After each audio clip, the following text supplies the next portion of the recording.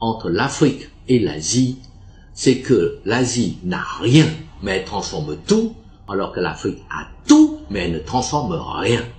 Eh bien, ce constat reste toujours d'actualité, malheureusement. La Malaisie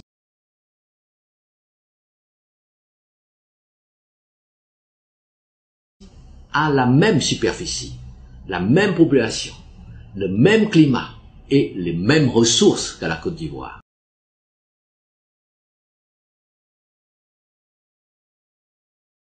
C'est-à-dire le cacao, l'EVA et le pétrole. Et son premier ministre, le docteur Mahathir, surnommé docteur M ou docteur Miracle, a fait de la transformation son credo, sa priorité. Ainsi, la Malaisie transforme automatiquement toutes ses matières premières. Par exemple, elle transforme son EVA en pneus de voiture, en préservatifs, en gants en caoutchouc. Et comme la transformation est faite sur place, eh bien, les cours de l'EVA sont fixés, non pas à Londres, mais à Kuala Lumpur, la capitale de la Malaisie. Et la démonstration est ainsi faite. Quand vous avez des usines de transformation sur place, c'est vous qui fixez les cours de vos produits, c'est clair.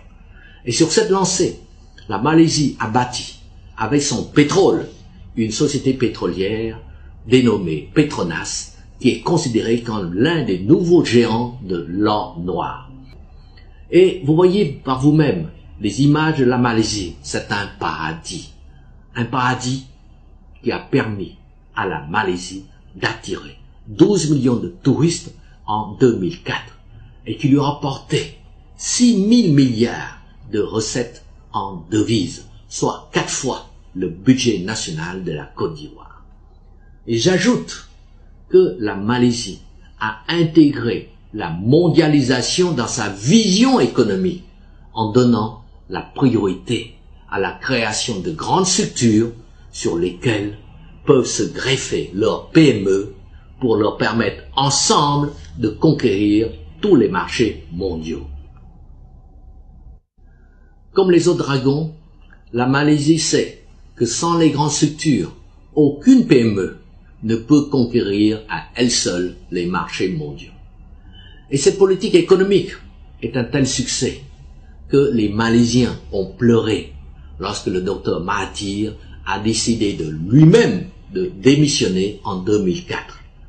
Voilà l'exemple d'un pays semblable à la Côte d'Ivoire, la Malaisie, qui a réussi à gagner sa bataille contre le sous-développement et contre la misère, et même à utiliser la mondialisation à son profit.